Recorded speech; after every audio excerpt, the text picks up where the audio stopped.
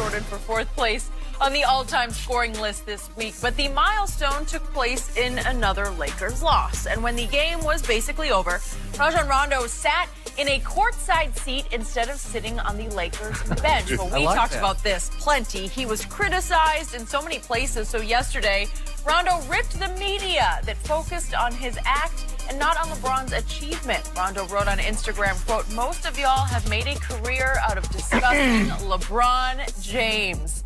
Y'all can't pay the man some respect." Did I hear you, y'all? Shannon? Did you trying to get y'all? in there? I wonder who we were talking about. Y'all? You know Who's y'all?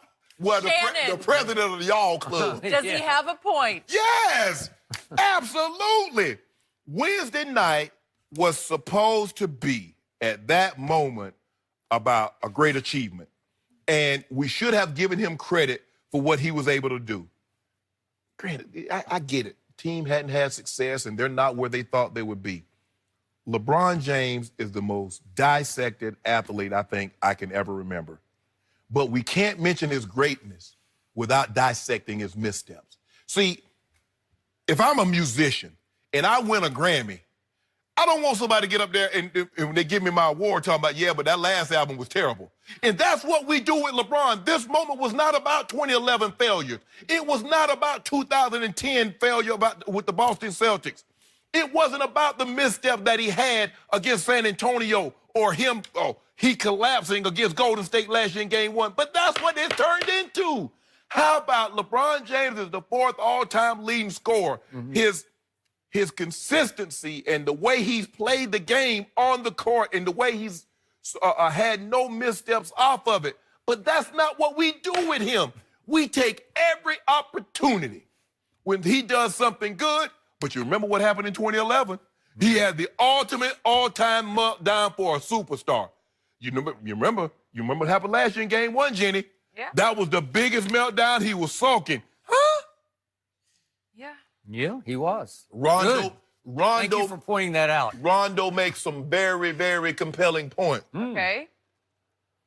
But Rondo, you did what you did. You brought this on LeBron. Because not only did we have to talk about LeBron and what he did, we had to talk about you. LeBron, Skip, Rajon Rondo said he did what he did 8 to 10 times. He said Magic and Rob Pelinka called him in on the day off and told him, what they expected of him. And it's an NBA rule that he couldn't sit there. Now, somebody's lying. It's hard for me to believe that Rajon Rondo had done that thing 8 to 10 times and the NBA had not called and told him or sent him a letter. I didn't see it. Maybe you did. Maybe you did. Maybe Jenny saw it. I don't know. I hadn't noticed it. I didn't see it. I hadn't noticed it. Also, who'd ever thought Rondo would come to LeBron James' defense? Well, that's the other part of this that's interesting. Because remember, Skip Bayless, they hate Ray Allen because Ray Allen joined him in South Beach. Paul Pierce and Kevin Garnett and Rajon Rondo led the group that wouldn't accept him to the cookout. Ray Allen, Uncle Ray's supposed to be able to come. Oh, Jesus, Shuttleworth always got to be able to come to the cookout. Rondo is championing the cause now. But he's absolutely right. That was aside, him sitting on in the fan seats, that aside, him joining LeBron in L.A. after his hatred of LeBron and him out, that aside. But he's absolutely right. This was not the time nor the place to take shots at LeBron about missteps that he's had in his career. It was about imagine, Jenny, if I get award at Fox. I get it. Let's just say I win an Emmy. I think you will. You're hugely hypothetical. But go ahead. You see what I'm saying? This is my time. If I win an Emmy, I would expect you win an Emmy. I don't expect Skip Bayless to get up there and say, "Well, you come a long way. You were terrible when you first started this job." You remember that time you couldn't get your thought together. When someone has an accomplishment, be it on the workforce, I don't want somebody to come up there and talk about the missteps. You're right. It's about that moment. Do you remember all those cases of Diet Dew that you lost? You know what's start there. You start there. That's something, Go ahead. That's something that you would actually do. But that's a good point. But Rajon Rondo is absolutely right, Skip. This was not the time to try to take shots. And a lot of people, we don't talk about your guy Michael Jordan, that old... what he said. But anyway, this was not the time to take shots at LeBron. Okay. It was time to praise the accomplishment. And Rondo is absolutely right. just a quick aside and a bit of self-defense on my part, if I might. There was a time when I made a career out of Terrell Owens, and then I made a career out of Tim Tebow, and then I made a career out of Tom Brady, and then I made a career out of anybody who ever wore the Dallas Cowboy uniform. So just for the record, it's not always about this guy. But this guy is I say this every year, he's the most fascinating player I've ever observed, closely observed, because he's so all-time great, but he does have his flaws, and that makes him fascinating. But not with his accomplishments. Okay. So now back to this. To your point that I think you were trying to arrive at the end of what you said, this was the ultimate blame deflection on the part of Rajon Rondo. Yes. Because I just, in my career, I try to rack my brain. I don't remember any basketball player, any NBA player ever, college, pro, whatever, while the game is still being played, sitting in a courtside seat some, 20 seats down from your bench, and appearing to sulk. It appeared to me, but something was not right for Rajon at that point, right? Yeah. Okay? That makes you a sideshow that people are going to report on and talk about and respond to. But does that mean that all the focus post-game went on Rondo? No, just a little bit of focus went on Rondo. And just to defend our show yesterday, we did do the Rondo topic. We did it, and it was one of our shorter topics of the day. Correct. We did LeBron 4 times yesterday in the 2.5-hour show. Correct. So it wasn't like Rondo dwarfed LeBron, right? We didn't lead with Rondo. We did not lead with Rondo. And during the game, remember, LeBron passed Michael with 5:38 left in the second quarter. That is correct. So it got celebrated at the moment more nationally than internally in Staples, but it got celebrated, certainly on ESPN. The confetti effectively fell on ESPN. Well, it felt like it fell the way ESPN was presenting it. I'm not bashing ESPN. They should have, because it was a big milestone. And because he's been chasing the ghost in Chicago, it looked like he had caught and passed the ghost on the scoring list. Well, that's a huge story that got made huge at that moment. And post-game, that was the biggest story by far. So it's not like everybody decided to, let's blast Rondo and let's neglect to celebrate LeBron. That's not what happened. We celebrated LeBron. You did. I did. Okay. Right? Post-game? Maybe you should have worn your goat mask. I couldn't believe you didn't. I think you knew in your heart of hearts it just wasn't right. It didn't feel right. It did. Jenny, stop it. It didn't feel right. You could not have come out here with the mask. I mean, they're 4-10 since he came back from injury. Am I right? Yeah, they are. But I miss the goat mask. I do. No, you don't. And I was convinced. I predicted before the show you would. I predicted. I predicted before the show to Chris Healy, our producer, that you would come out in the goat mask. No. And the candles, I like that stuff. Yeah. The candles? Yeah, he brings candles and I don't even know candles. Yeah, I bring candles out here too. Because you can't hold a candle to me? No. Is that how no, the aroma. Because you be dry snitching, so I'll need them to smell. I need them to smell. Oh, that's what it is. Cherry wood and cherry wood. Yeah, that's what I need them to smell. All right. Okay. So again, this goes on.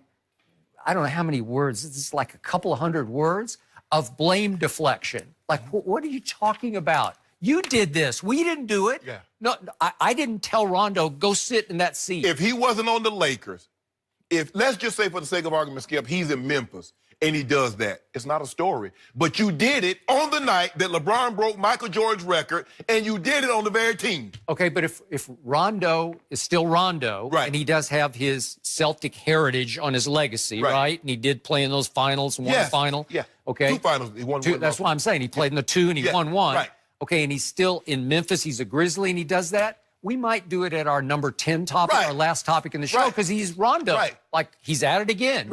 Does he not have a history of sort of off-center behavior? Like you, when you least, which is what you point out yesterday, he's been on, was it 5 teams in 6 years or something like that? Right? Or 6 and 5. I think it's 6 and 5. He did this on the very night, on the very team when the guy passed Michael Jordan. So what did he expect to happen? Maybe it's his fault that he took a little bit of focus off LeBron, right? I would agree. I would agree. But he is shooting the messengers, right? Who are in the media. Like, how dare you talk about me on his night? Well, you jump-started it. If he does it any other night, I don't know if it's a story because it is a story to LeBron's story. But you made that. Okay. You did that. Okay. Why are you getting upset with something you created? You created Frankenstein. Now you're upset that he's destroying the lab. You did this, Rondo, but Rondo makes some point. And I'm gonna look here. Rondo is not without fault. He's 95% fault. But there's a 5% of him that's right because you yesterday in your celebratory, but you still found time to bring up 2011. You did do that. Because we were doing a topic of who's better between Jordan and LeBron. No. We did a topic that was by itself. It was a standalone. Okay, but that was when I brought it up. No, you don't bring it up. Don't bring it up. Well, don't bring it up. Oh, sweep it under the carpet. Well, then you should have vetoed the topic in our pre-show meeting. No. Just say, I don't want to do that. That's not fair. You did not say that topic is not fair. No. Because you wanted to make your case that he is better than Jordan. I don't need to make no case. And I'm going to unmake your case if you're going to make it. Because he's not. I don't need a case. He's not. That's a trunk. Huh? It's a trunk. You know, a trunk is bigger than a case. You know, all the cases are on this side. No, wait, that's okay. I'm going to get them back. I'm going to get them back. Yeah. But it is, Skip. But you know, Skip, you know I'm telling the truth. Yeah. You know when someone has a historic accomplishment, it's not the time to come up there and talk about their misgivings. Okay, if you want to take tomorrow, you know what? Tonight, and we've heard people say this, tonight's your night. I ain't going to mess your night up tonight, but tomorrow. Okay, help me out with this. Yes, I'm going to help you out as much as I can. What happened early in that game on Wednesday night? LeBron he missed 4 free throws. Wait, just a second. I didn't do this, but it was reported that he was roundly booed at Staples. This is on the night when we know what's coming. Yeah. He's going to pass Jordan. It's going to happen within the first half, right? Yes. And yet, it was reported that he was loudly booed for missing 4 straight free throws to start the game. And you brought that up. Okay, well, I can't help it. It happened. I didn't do it. I didn't miss 4 free throws. If he didn't miss 4 free throws and he doesn't break the record, maybe you can bring that up. But the celebration, him passing Michael Jordan, we need to talk about that. Okay. It's a very small, narrow path. What are the most free throws LeBron has ever missed in a single quarter of his career? The most he's ever missed? Oh, tell us. 4. Oh. That night. You see? That quarter. You see what I'm saying? Okay, wait a second. That was a historical milestone. So you have to report both ways. Stop. So now I want you to keep that same energy. If Kevin Durant missed 2 free throws, because he doesn't miss 2 free throws. Yes, he did. Yes, he did. The other night. I don't remember. He missed 1. Oh yeah, and what would the 1 would have done? It was set it to overtime. I got it. Okay, all right. But I'm trying to ask you a question.